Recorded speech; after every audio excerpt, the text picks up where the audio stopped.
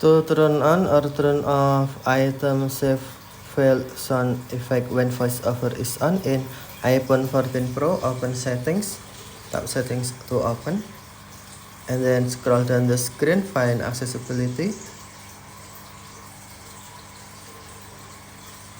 Next, tap accessibility, and then tap voiceover, select audio, and then tap sounds and haptics. Scroll down the screen, find item save file.